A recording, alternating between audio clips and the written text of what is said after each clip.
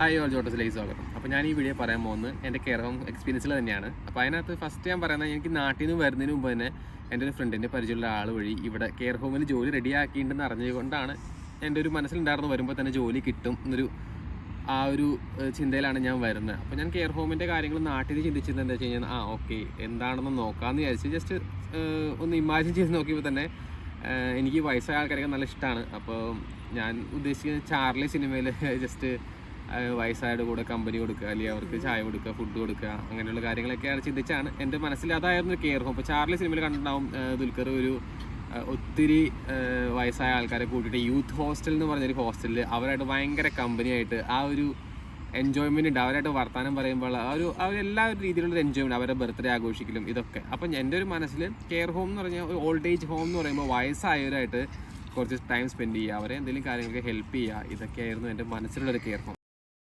നമ്മൾ കാണുന്ന അല്ലെങ്കിൽ അനുഭവിക്കുന്ന കെയർ ഹോം തീർത്തും ഡിഫറെൻ്റാണ്. നമ്മൾ ഈ ചിന്തിക്കുന്ന ഇതൊന്നുമല്ല ഇവിടുത്തെ മെയിൻ കാര്യം, ഫുള്ള് വ്യത്യാസമാണ്. അപ്പോൾ ഞാൻ പറയുകയാണ്, എൻ്റെ ഫസ്റ്റ് ഇവിടെ വന്ന സമയത്ത് ലോക്ക്ഡൗൺ ടൈമായിരുന്നു. ഞാൻ ഒരു 2021 ടൈമിലാണ് വരുന്നത്. അപ്പോൾ ലോക്ക്ഡൗണൊക്കെ മാറി വരുന്നുണ്ടായുള്ളൂ. അപ്പോൾ എന്താ വെച്ച് കഴിഞ്ഞാൽ ഒത്തിരി ജോബ്സ് ഒന്നും അവൈലബിൾ അല്ല. അപ്പോൾ എനിക്ക് ഇവിടെ കെയർ ഹോം ജോബ്സ് തന്നെയാണ് വന്നത്. അപ്പം ഞാൻ അത് സെലക്ട് ചെയ്യാമെന്ന് വെച്ചു. കാരണം നമുക്ക് വന്നിട്ട് സർവൈവ് ചെയ്യാൻ പാടാണ്. അപ്പോൾ അതിൽ തന്നെ കയറണം. അപ്പോൾ എന്താ വെച്ച് കഴിഞ്ഞാൽ ഞാൻ ആദ്യം പറഞ്ഞല്ലോ എനിക്ക് ഒരാൾ ജോലി റെഡിയാക്കി തരാൻ കഴിഞ്ഞാൽ അത് റെഡി ആയില്ല, എന്തൊക്കെ കാരണം കൊണ്ട് അത് കിട്ടിയില്ല. പക്ഷേ ഇവിടെ അന്വേഷിച്ചപ്പോൾ ഇവിടെ അടുത്ത് തന്നെ ഒരു മലയാളി ഏജൻസി ഉണ്ടായിരുന്നു. അങ്ങനെ ഒരു കെയർ ഹോമിൽ കയറാൻ തീരുമാനിച്ചു. അപ്പോൾ കെയർ ഹോമിൽ കയറാനായിട്ട് നമുക്ക് ഡോക്യുമെൻറ്റ്സ് ആയിട്ട് വേണ്ടത് അവർ ഫസ്റ്റ് ഒന്ന് CV അയക്കാൻ പറഞ്ഞു. CV അയച്ചു. അതുപോലെ നമുക്ക് DBS ചെക്ക് നടത്തണം നമുക്ക്. അപ്പോൾ DBS ചെക്കിന് ഏകദേശം ഒരു 80 പൗണ്ടോളം അവർ ചാർജായിട്ട് നമുക്ക് മേടിക്കാരണം. അതിന് കുറച്ച് പൈസ ചിലവുണ്ട്. അപ്പോൾ അത് മിക്ക ഏജൻസികളും അത് മേടിക്കും. അപ്പോൾ അത് നമ്മൾ നോക്കേണ്ട കാര്യമില്ല, കാരണം നമുക്ക് ഒരു ദിവസം ഷിഫ്റ്റ് ചെയ്താൽ തന്നെ ആ പൈസ നമുക്കത് കവർ ചെയ്യാൻ പറ്റും. പിന്നെ നമുക്ക് വേണ്ട ഒരു കാര്യം എന്ന് വെച്ച് കഴിഞ്ഞാൽ അവർ യൂണിഫോം തരും, പിന്നെ നമുക്ക് ട്രെയിനിങ് തരും. ഞങ്ങൾക്ക് എങ്ങനെയാണെന്ന് വെച്ച് കഴിഞ്ഞാൽ ഞങ്ങൾക്ക് ആദ്യം അവർ ഒരു ഓൺലൈൻ ട്രെയിനിങ് തന്നു. 1 മണിക്കൂറിൽ ഒരു ഓൺലൈൻ ട്രെയിനിങ് തന്നു. അതിൽ ജസ്റ്റ് റഫായിട്ട് കാര്യങ്ങളൊക്കെ പറഞ്ഞു തന്നു. അതിനുശേഷം നമുക്ക് ഒരു പ്രാക്ടിക്കൽ ട്രെയിനിങ് കൂടി തരും. അത് ഏകദേശം ഒരു ദിവസം ഒരു രാവിലെ തൊട്ട് വൈകിട്ട് വരെ ട്രെയിനിങ് തരും, കാര്യങ്ങൾ പറഞ്ഞു തരും. അപ്പോൾ ഈ ട്രെയിനിങ് കഴിഞ്ഞതിന് ശേഷം നമുക്ക് ഒരു ഷാഡോ ഷിഫ്റ്റ്, 3 ഷാഡോ ഷിഫ്റ്റ് അല്ലെങ്കിൽ ഒരു 5 ഷാഡോ ഷിഫ്റ്റ്. അതിപ്പോൾ നോർമലി 3ഒക്കെയാണ്. നമ്മൾ ഷാഡോ ഷിഫ്റ്റ് എന്ന് പറയുമ്പോൾ വേറെ ഒന്നുമില്ല, നമ്മൾ നമ്മൾ ഒരു നോർമൽ കെയറർ പോലെ തന്നെ നമ്മൾ പറഞ്ഞു വിടുകയാണ്. നമ്മൾ ട്രെയിനി ആയിട്ടാണ് നമ്മൾ പോകുന്നത്. പക്ഷേ ഏജൻസിക്കാരൻ നമ്മൾ ഓൾറെഡി വർക്ക് ചെയ്യുന്നതെന്ന് പറഞ്ഞു വിടുകയാണ്. അപ്പോൾ ചില ഹോംവർക്ക് അറിയാൻ വരെ പുതിയതാണ്, നമുക്ക് അസിസ്റ്റ് ചെയ്യാനൊക്കെ പറ്റുള്ളൂ എന്ന് പറയാം. പക്ഷെ നമ്മളെന്താ വെച്ചാൽ 3 ഷിഫ്റ്റുകൾ കൊണ്ട് കാര്യങ്ങൾ കണ്ട് പഠിക്കണം. അപ്പോൾ ഞാനൊക്കെ ട്രെയിനിങ്ങിൽ തന്നെ ട്രെയിനറൊക്കെ എന്ത് പറഞ്ഞു, ഞാനാണ് ഏറ്റവും മോശം സ്റ്റുഡൻറ്റ് അല്ലെങ്കിൽ കെയർ ഹോമിൽ. എനിക്ക് ഒരിക്കലും ഇതാവാൻ പറ്റില്ല. ഞാൻ ശ്രദ്ധിച്ചൊന്നും ഇരുന്നില്ല. അപ്പോൾ കാരണം എനിക്ക് താല്പര്യം ഉണ്ടായില്ല. അപ്പോൾ അവരെന്നെ ട്രെയിനർ ആ ചേട്ടൻ ഭയങ്കര കമ്പനിയായിരുന്നു. അപ്പോൾ പുള്ളി തന്നെ പറഞ്ഞു, അങ്ങനെ നിനക്ക് പറ്റിയൊരു സംഭവമൊന്നും അല്ലാതെ എൻ്റെ അടുത്ത് പറഞ്ഞിരുന്നു. പക്ഷേ ഞാനത് നമുക്ക് വേറെ നിവൃത്തിയില്ലല്ലോ. അപ്പോൾ നമ്മളത് കേട്ടിരുന്നു. എന്നിട്ട് പുള്ളിയാൽ നല്ല കമ്പനിയൊക്കെ ആയിട്ട് കാര്യങ്ങളെല്ലാം പറഞ്ഞു തന്നു. അപ്പോൾ അത് കഴിഞ്ഞ ശേഷം നമ്മൾ ഷാഡോ ഷിഫ്റ്റ്, എൻ്റെ അടുത്ത് അന്ന് തന്നെ ഷാഡോ ഷിഫ്റ്റിന് പോകാൻ പറ്റുമെന്ന് ചോദിച്ചു. ഞാൻ പറ്റില്ല എന്ന് പറഞ്ഞു. പക്ഷേ കുറച്ച് പേരൊക്കെ അപ്പം തന്നെ എടുത്തു. കാരണം നമുക്ക് ഈ 3 എണ്ണം കഴിഞ്ഞാലാണ് നമുക്കൊരു പേയ്മെൻറ്റ് നമുക്ക് കിട്ടുള്ളൂ. എനിക്കത് കുറച്ച് മടിയായിരുന്നു. അത് കേട്ടപ്പോൾ തന്നെ എനിക്ക് അന്ന് തന്നെ പോകാനായിട്ട്. പക്ഷേ ചിലരൊക്കെ എത്രയും പെട്ടെന്ന് ഷാഡോ തീർക്കുന്നു അത്രയും നമുക്ക് നല്ലതാണ്. അപ്പോൾ നിങ്ങളൊക്കെ ആയാലും ഷാഡോ ഏറ്റവും പെട്ടെന്ന് തീർക്കാൻ നോക്കാം. പിന്നീട് നമുക്ക് ഷാഡോ കാരണം നോർമലി വർക്ക് ചെയ്യുന്ന കുറച്ച് ആൾക്കാരുണ്ട്, ഈ ട്രെയിനീസ് പിള്ളേരുണ്ട്.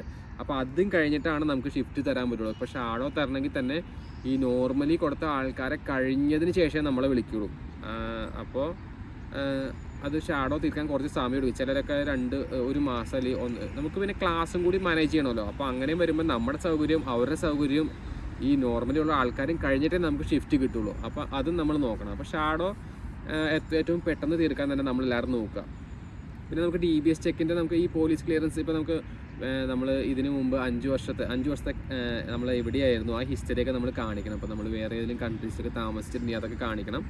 അതൊക്കെ വെച്ചിട്ട് നമുക്ക് DBS ചെക്ക് ചെയ്യും. അത് വലിയ പ്രശ്നമൊന്നും വരില്ല, നമ്മുടെ നാട്ടിലെ PCC പോലെ തന്നെയാണ്. അതും ആ ഡോക്യുമെൻറ്റ് കാരണം നമ്മൾ ഒരു ഹോമിൽ ചെല്ലണമെന്നതിന് മുമ്പ് നമ്മൾ ഈ DBS അയച്ചു കൊടുക്കണം എന്നുണ്ട്. കാരണം ഒന്നാമത് വയസ്സായ ആൾക്കാരാണ്. ഇപ്പോൾ അവർ ചിലപ്പോൾ റിയാക്ട് ചെയ്യും, അവർ ഓർമ്മയില്ലാതെ എന്തെങ്കിലുമൊക്കെ ചെയ്യും. അപ്പോൾ നമുക്കൊരു ക്ഷമയൊന്നും ഇല്ലെങ്കിൽ ചിലപ്പോൾ നമ്മൾ തിരിച്ചെന്തെങ്കിലും ചെയ്തു കഴിഞ്ഞാൽ അത് ഇവിടെ ഏറ്റവും വലിയൊരു വയലൻസാണ്, ഇവിടെ ഏറ്റവും വലിയൊരു പ്രശ്നമാണ്. ഈ കെയർ ഹോമിൽ എന്തെങ്കിലും ഇപ്പോൾ ഞാനൊക്കെ പോയ സമയത്ത് ഞാൻ ഇപ്പോഴും ഓർക്കുന്നുണ്ട്, ഏതോ ഒരു വയസ്സായ ഒരു റെസിഡൻറ്റിൻ്റെ കയ്യിലോ എന്തെങ്കിലും ഒരു പാട് കണ്ടതിന് ശേഷം അവർ ഇൻവെസ്റ്റിഗേഷൻ നടത്തി അന്ന് അവിടെ കെയർ ചെയ്യാൻ പോയ ആരൊക്കെയാണ്, എന്താണ് സംഭവിച്ചത്. അപ്പോൾ അങ്ങനെ എന്തെങ്കിലും ഇവരുടെ സ്കിന്നൊക്കെ ഭയങ്കര സെൻസിറ്റീവാണ്. വയസ്സായ ആൾക്കാരാണ് ഇവർ, വൈറ്റ്സും ആയ കാരണം അവർക്ക് സ്കിൻ ഭയങ്കര സെൻസിറ്റീവാണ്. എന്തെങ്കിലും ജസ്റ്റ് ഒന്ന് നമ്മൾ തൊടുന്നത് പോലും കുറച്ച് കട്ടിയായിട്ട് പിടിക്കാൻ പാടില്ല. അതൊക്കെ ഹാൻഡിൽ ചെയ്യാൻ കുറച്ച് കാര്യങ്ങളുണ്ട്. അങ്ങനെ തൊട്ട് കഴിഞ്ഞാൽ അത് സെൻസിറ്റീവായിട്ട് അവിടെ റെഡായിട്ട് വരും. അപ്പോൾ ആ ഒരു മാർക്ക് വെച്ച് വരും. വീട്ടുകാരൊക്കെ കാണാൻ വരുമ്പോൾ ആയാലും അല്ലെങ്കിൽ നേഴ്സുമാരോ അല്ലെങ്കിൽ ഡോക്ടർമാരോ ഇവരൊക്കെ വരുമ്പോൾ ശ്രദ്ധിക്കും. അപ്പോൾ അവർക്ക് അങ്ങനെ കേസ് വന്നാൽ ചിലപ്പോൾ നമ്മൾ ഡീപ്പോർട്ട് ചെയ്യാൻ അല്ലെങ്കിൽ നമ്മളെ പിന്നീട് അത് ചെയ്യാൻ പറ്റാത്ത രീതിയിലേക്കുള്ള പ്രശ്നങ്ങളിലേക്കൊക്കെ പോകും. അങ്ങനെ ഒത്തിരി കാര്യങ്ങളോട് നടക്കുന്നുണ്ട്. അതുകൊണ്ട് കെയർ ഹോം എന്ന് പറഞ്ഞാൽ ഭയങ്കര സെൻസിറ്റീവായിട്ട് നമ്മൾ കുറച്ച് സീരിയസ് ആയിട്ട് എടുക്കേണ്ട ഒരു സംഭവമാണ്. അത് സിമ്പിളാന്ന് എല്ലാവരും പറയും, പക്ഷേ അതിന് കുറച്ച് കാര്യങ്ങളുണ്ട് ഇവിടെ. അത് കാരണം ഇവിടെ എന്താ വെച്ച് കഴിഞ്ഞാൽ ഒരു ടൗൺ എടുത്തു കഴിഞ്ഞാൽ ചുറ്റിലും കെയർ ഹോംസ് ആണ്. ഇവിടെ ഒരു ഏജ് കഴിഞ്ഞാൽ അപ്പോൾ ഒന്നില്ലെങ്കിൽ ഡോക്ടർ റെഫർ ചെയ്യും കെയർ ഹോമിലേക്ക് മാറ്റിക്കോളാൻ, അല്ലെങ്കിൽ നമ്മുടെ ഒരു ഏജ് കഴിയുമ്പോൾ ഇവർ അതിലേക്ക് മാറും. അങ്ങനെയാണ് ഇവിടെ ഒരു കെയർ ഹോമിൻ്റെ ഇത്. അതേപോലെ തന്നെ ഇവിടെ പല ടൈപ്പ് കെയർ ഹോംസ് ഉണ്ട്, നേഴ്സിംഗ് ഹോംസ് ഉണ്ട്, അല്ലെങ്കിൽ അങ്ങനെ പല യൂണിറ്റ് ഉണ്ട്. ഡിമെൻഷ്യ യൂണിറ്റ് ഉണ്ട്, ഈ ഓർമ്മയില്ലാത്തവരുണ്ട്, അതേപോലെ മെൻ്റൽ ഹെൽത്ത് കെയർ, അങ്ങനെ ഈ തലയ്ക്ക് അത്രയ്ക്ക് സുഖമില്ലാത്തവരുടെ ഹോംസ് ഉണ്ട്. അപ്പം അത് ഓരോന്നിൻ്റെ റിസ്ക് ലെവൽ ഇതനുസരിച്ച് മാറിക്കൊണ്ടിരിക്കും. നമ്മൾ ഇപ്പോൾ നേഴ്സിംഗ് ഹോമും അതേപോലെ ബെഡ് റിഡൺ ആയിട്ടുള്ളവരുണ്ട്, അവരെ നോക്കേണ്ട രീതിയും, അല്ലെങ്കിൽ ജസ്റ്റ് അസിസ്റ്റഡ് ലിവിങ് ഉണ്ട്, നമ്മൾ ജസ്റ്റ് അവർക്ക് ഫുഡ് കൊടുക്കുകയും അല്ലെങ്കിൽ അവരെ വീൽ ചെയറിൽ തള്ളിക്കൊണ്ട് അങ്ങനെയുള്ള ഹോംസും ഉണ്ട്. അപ്പോൾ അങ്ങനെയുള്ള ഹോംസ് കുറച്ചുകൂടി എളുപ്പമായിരിക്കും, ജസ്റ്റ് അസിസ്റ്റ് ചെയ്താൽ മതിയിരിക്കും. പക്ഷേ ഈ ബെഡ് റിഡറിനൊക്കെ ആയിട്ടുള്ള ആൾക്കാർക്ക് അവർക്ക് തന്നെ ഒന്നും ചെയ്യാൻ പറ്റില്ല. അപ്പം നമ്മൾ ഇതിനെല്ലാം ചെയ്ത് കൊടുക്കണം. അങ്ങനെയുള്ള കാര്യങ്ങളൊക്കെ ഉണ്ട്. അപ്പോൾ പല ടൈപ്പ് ഹോംസ് ഉണ്ട്. അപ്പം നമ്മൾ ഹോംസൊക്കെ സെലക്ട് ചെയ്യുമ്പോൾ അങ്ങനത്തെ ഹോംസ് നോക്കി സെലക്ട് ചെയ്യാൻ നോക്കാം. അപ്പോൾ അങ്ങനെ എൻ്റെ ഈ ട്രെയിനിങ് ഒക്കെ കഴിഞ്ഞു. അതേപോലെ അത് കഴിഞ്ഞിട്ട് ഫസ്റ്റ് ഷാഡോ ഷിഫ്റ്റ് ഞാൻ പോവാണ്. ഞാൻ പേടിച്ചാണ് പോകണത്, കാരണം നമുക്ക് അറിയില്ലല്ലോ. അപ്പോൾ എന്താ വെച്ച് കഴിഞ്ഞാൽ ഞാൻ പോയിപ്പോൾ ചോദിച്ചപ്പോൾ അവർ പറഞ്ഞു ഫസ്റ്റത്തേലൊക്കെ നമ്മൾ അസിസ്റ്റ് ചെയ്താൽ മതി, നമ്മൾ കൂടെ നിന്നാൽ മതി. അപ്പോൾ അസിസ്റ്റ് ചെയ്യാൻ നമുക്ക് പ്രശ്നമില്ല, കാരണം ഓൾറെഡി അറിയാവുന്നൊരു സീനിയർ കെയർ ഉണ്ടാവും. അതിൻ്റെ കൂടെ നമ്മൾ ജസ്റ്റ് അവർക്കുള്ള സഹായങ്ങൾ ചെയ്ത് കൊടുത്താൽ നമ്മൾ കൂടുതലും ചെയ്യണം, നമ്മൾ പുതിയതായതുകൊണ്ട്. പക്ഷെ പോകെ നമ്മൾ ആ ഒരു ഷാഡോ ഷിഫ്റ്റ്, എൻ്റെ ഒരു 3ാമത്തെ ഷാഡോ ഷിഫ്റ്റിലൊക്കെ ഞാൻ ശരിക്കും പറഞ്ഞാൽ പെട്ടുപോയി. നൈറ്റ് ഷിഫ്റ്റ് ആയിരുന്നു അന്ന്. ഇവർ ആ സീനിയർ കെയറിനെ എങ്ങനെ അതിനെ ഡിപ്പെൻഡ് ചെയ്തിരിക്കും. അവർ പറഞ്ഞു ഒരു ലിസ്റ്റ് വന്നിട്ട് പറഞ്ഞു 5 റൂം പോയി ചെയ്തോളാം, തന്നെ വെച്ച് തരാം. എനിക്കറിയില്ല എന്താ ചെയ്യേണ്ടത്, നമ്മൾ ജസ്റ്റ് കണ്ടിട്ടുണ്ട് എന്നല്ലാണ്ട്. പിന്നെ നമ്മളെന്താ വെച്ച് കഴിഞ്ഞാൽ നമുക്ക് വേറെ ഓപ്ഷൻ ഇല്ല, അവർ ചെയ്യാൻ പറഞ്ഞ് നമ്മൾ ചെയ്യാം. നമ്മൾ പാഡ് ചെക്ക് ചെയ്യുക, അതേപോലെ അവരുടെ ഡ്രസ്സ് മാറ്റുക. അപ്പോൾ അവർ ചിലപ്പോൾ അഗ്രസീവ് ആവാം അവരുടെ ഒരു ഇത് വെച്ചിട്ടേ. അപ്പോൾ ഞാൻ പറഞ്ഞില്ലേ, എനിക്ക് 2ാമത്തെ ദിവസം തന്നെ എനിക്ക് നെഞ്ചിലൊരു ഇടിയൊക്കെ കിട്ടി. അപ്പോൾ തന്നെ ഞാൻ നിർത്തണം എന്നൊക്കെ വിചാരിച്ചു. പക്ഷെ നിർത്തി കഴിഞ്ഞാൽ നമുക്ക് എന്താ വെച്ചാൽ വേറെ ജോലി ഇവിടെ ആ ടൈമിൽ കിട്ടാനുണ്ടായില്ല, കുറച്ച് സിറ്റുവേഷൻ മോശമായിരുന്നു. അപ്പം നമ്മൾ എങ്ങനെയും പിടിച്ച് നിൽക്കാമെന്നുള്ളതേ നമുക്ക് ചെയ്യാൻ പറ്റുള്ളൂ. അപ്പോൾ അങ്ങനെ ഞാൻ വളരെ കഷ്ടപ്പെട്ട് ഷാഡോ ഷിഫ്റ്റ് കഴിഞ്ഞു. 33 മണിക്കൂർ തികച്ചു. 33. പിന്നെ നമുക്ക് എന്താ വെച്ച് കഴിഞ്ഞാൽ ഇനി ഒരു ഷിഫ്റ്റ് പോയി കഴിഞ്ഞാൽ നമുക്കൊരു ഷിഫ്റ്റിൻ്റെ പൈസയായിട്ട് 10 മണിക്കൂർ ചെയ്താൽ നമുക്ക് ഏകദേശം 100 പൗണ്ടോളം കിട്ടും. അതൊരു ഭയങ്കര ആശ്വാസമായിരുന്നു. ആ ഒരു 100 പൗണ്ടിന് വേണ്ടിയാണ് ഈ ഷാഡോ ഷിഫ്റ്റ് വരെ ചെയ്ത് തീർത്തത്.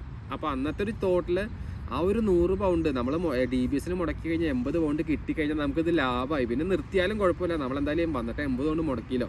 ആ ഒരു തോട്ടിലായിരുന്നു ആ ഒരു ഷാഡോ ഷിഫ്റ്റ് തീർത്തത്. ഈ ഷാഡോ ഷിഫ്റ്റ് തീർത്ത് കഴിഞ്ഞപ്പോൾ നമ്മൾ അങ്ങനെ ഇനി നിർത്താമെന്ന രീതിയായിരുന്നു. പക്ഷേ പിന്നെ അന്വേഷിച്ച് ഞാൻ ഇന്ത്യയിലെ കുറേ അപ്ലൈ ചെയ്തു, അപ്പോൾ കിട്ടുന്നുണ്ടായില്ല.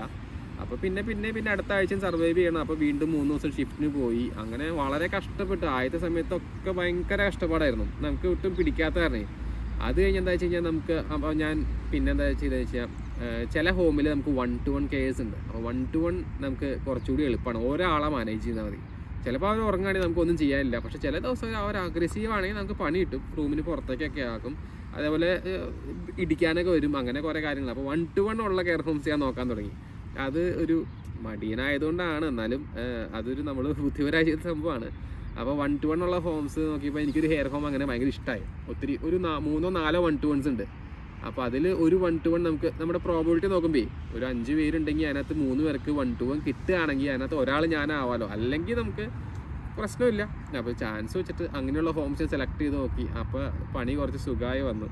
മിക്കവാറും എനിക്ക് ഈ പറഞ്ഞ റെസിഡൻസൊക്കെ ആയിട്ട് കമ്പനിയായി. ആദ്യം തന്നെ സ്റ്റീവ് എന്ന് പറഞ്ഞ ഒരാളുണ്ടായിരുന്നു. സ്റ്റീവ് എന്ന് പറഞ്ഞ ആയിട്ട് നല്ല കമ്പനിയായി. അപ്പോൾ ആളായിട്ട് ഞാൻ കുറേ വർത്താനമൊക്കെ പറഞ്ഞിട്ട് ഇപ്പോൾ അവർ എന്നെ സ്ഥിരം ആ ഒരു 1-to-1ലേക്ക് ഇടാൻ തുടങ്ങി. അപ്പോൾ ആളുടെ എല്ലാ കാര്യങ്ങളും എനിക്കറിയാം. പുതിയ ആൾക്കാർ വരുമ്പോൾ നമുക്ക് പിന്നെയും പറഞ്ഞു കൊടുക്കേണ്ടി വരും. അപ്പോൾ നമ്മൾ ആളുടെ ലോഗ് റെക്കോർഡ് എഴുതണം, അതേപോലെ ആളുടെ എടുത്തു കൊടുക്കുന്ന കാര്യങ്ങൾ, ആളുടെ ഭാര്യയ്ക്ക് ആളെ വിസിറ്റ് ചെയ്യാൻ വരും. അങ്ങനെ ആളായിട്ട് വർത്താനം പറഞ്ഞ് ക്രിക്കറ്റിൻ്റെ കാര്യങ്ങൾ, ഫുട്ബോളിൻ്റെ കാര്യങ്ങളൊക്കെ വർത്താനം പറഞ്ഞ് വരുമ്പോൾ ആൾക്കും ഓക്കെ ആയി തുടങ്ങി. അങ്ങനെ വന്നു കഴിഞ്ഞപ്പോൾ കുറേ നാളായിട്ട് ആ ഒരു ആളെ തന്നെ കിട്ടാൻ തുടങ്ങി. അപ്പോൾ ആളായിട്ട് ഞാൻ കമ്പനി തുടങ്ങി. എന്നെ കാണുമ്പോൾ തന്നെ ആ റൂം നമ്പർ ഇതിലേക്ക് പൊക്കോ, അത് അവനറിയാം, അവന് ഇതാന്ന് വെച്ചാൽ അങ്ങനെ വിട്ടു തുടങ്ങി. അപ്പോൾ ഞാൻ ഓക്കെ സുഖമായി, കുഴപ്പമില്ല, വെറുതെ ഇരുന്നാൽ മതി, ഇടയ്ക്കൊക്കെ അസിസ്റ്റ് ചെയ്താൽ മതി, വലിയ പ്രശ്നമില്ല. ആൾക്ക് ജസ്റ്റ് 58 വയസ്സുണ്ടായുള്ളൂ, വലിയ പ്രായമൊന്നുമില്ലാത്ത മനുഷ്യനായിരുന്നു, ആൾ നല്ല കമ്പനിയായിരുന്നു. അപ്പോൾ അങ്ങനെ ഒരു പ്രസിഡൻ്റായിട്ട് നല്ല കമ്പനിയായി. പക്ഷേ കുറച്ച് കഴിയുമ്പോഴത്തേക്കും പുതിയ പിള്ളേർ വരാൻ തുടങ്ങി. അപ്പോൾ പുതിയ പിള്ളേർ വന്ന് ഇപ്പോൾ ഇവൻ കുറച്ച് സീനിയറാണ്, അപ്പോൾ ഇവനെ പിടിച്ച് ഇപ്പുറത്തേക്ക് ഇടാം, പുതിയ പിള്ളേരെ അങ്ങോട്ട് ഇടാം, കാരണം അവിടെ കുഴപ്പമില്ല, ഒരാളെ നോക്കിയാൽ മതിയില്ല. അപ്പോൾ പിന്നെ ഇപ്പോൾ എനിക്ക് പണി കിട്ടാൻ തുടങ്ങി. അപ്പോൾ ഞാൻ അടുത്തൊരു 1-2 പിടിക്കാൻ തുടങ്ങി. അടുത്ത 1-2 പിടിച്ച് ഇപ്പോൾ ഡേവിഡ് എന്നൊരാളുണ്ട്. ഡേവിഡ് എന്ന് പറയുമ്പോൾ ആൾക്ക് തല മാത്രമേ ഉള്ളൂ, തല മാത്രമേ ആളുടെ അനക്കാൻ പറ്റുള്ളൂ, ബാക്കിയെല്ലാം പാരലൈസ്ഡ് ആയിട്ട് പോയ ആളാണ്. ആൾ കുറച്ച് അഗ്രസീവാണ്, പക്ഷേ ആൾക്ക് ഫുട്ബോൾ ഭയങ്കര ഇഷ്ടമാണ്. ആൾ കട്ട ലിവർപൂൾ ഫാൻസാണ്. ഇവിടെയൊക്കെ ഫുള്ള് ലിവർപൂളിൻ്റെ ടാറ്റു അടിച്ചേക്കാണ്. അപ്പം ആൾക്ക് ഫുട്ബോൾ പറഞ്ഞൊക്കെ ഭയങ്കര ഇഷ്ടമാണ്. അങ്ങനെ ഫുട്ബോൾ പറഞ്ഞ് ആളെ കയ്യിലെടുത്തു. ആളെ കയ്യിലെടുത്ത് കഴിഞ്ഞപ്പോൾ ആൾ ഞാനായിട്ട് ഓക്കെ ആയി.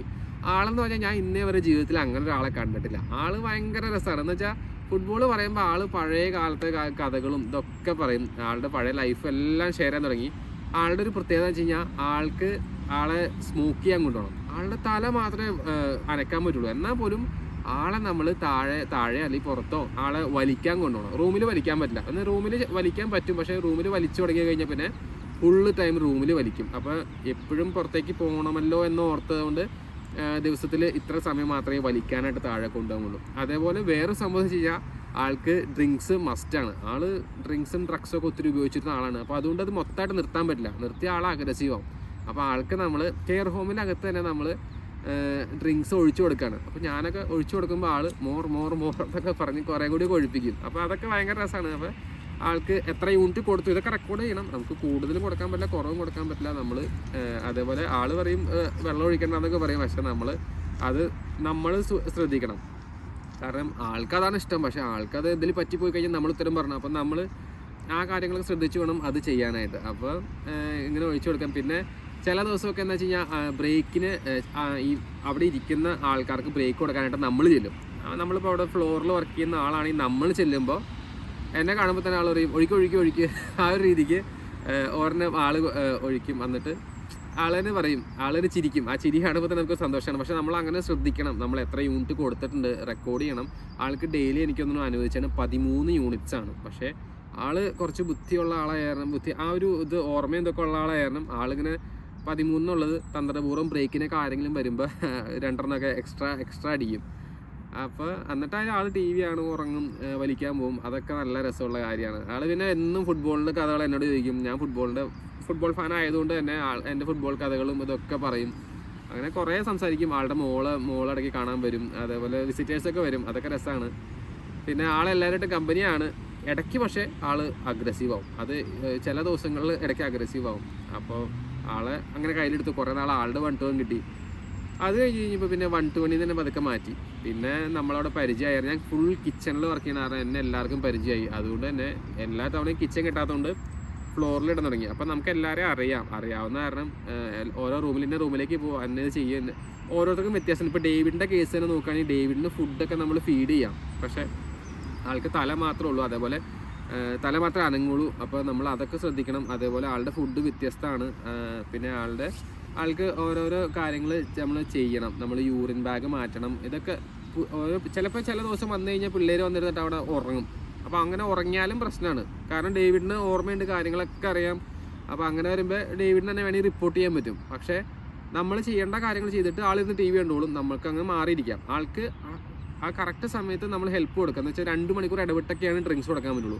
നമ്മളിപ്പോൾ ചില പിള്ളേരൊക്കെ ഒഴിച്ചു കൊടുത്തു കഴിഞ്ഞാൽ ആൾ അടിച്ച് ഓഫായി കിടന്ന് ഉറങ്ങിക്കോളും വിചാരിക്കും. പക്ഷേ അതല്ല, ഒരു ലെവൽ വിട്ട് കഴിഞ്ഞാൽ ആൾ ചിലപ്പോൾ അഗ്രസീവ് ആവാനും ചാൻസ് ഉണ്ട്. അപ്പോൾ ആളെ മനസ്സിലാക്കി ആളെ കയ്യിലെടുക്കണം. അതുകൊണ്ട് തന്നെ ആളെ കുറച്ച് ഡേഞ്ചർ സംഭവമായിട്ട് കൂട്ടണം. അങ്ങനെയാണ് കണക്കിലെടുത്തത്. പിന്നെ ആളൊരു 1-2 മാസമൊക്കെ ഹോസ്പിറ്റലിലായിരുന്നു. അപ്പോൾ എന്ന് വെച്ച് കഴിഞ്ഞാൽ ആ ഒരു 1-1 ഇല്ലാതായി. അപ്പോൾ വീണ്ടും പണി.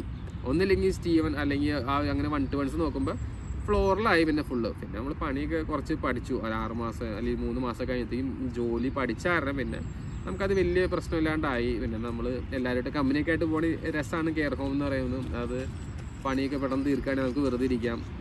അങ്ങനെയൊക്കെ നോക്കുമ്പോൾ കെയർ ഹോം എക്സ്പീരിയൻസ് നല്ല രസമായിരുന്നു.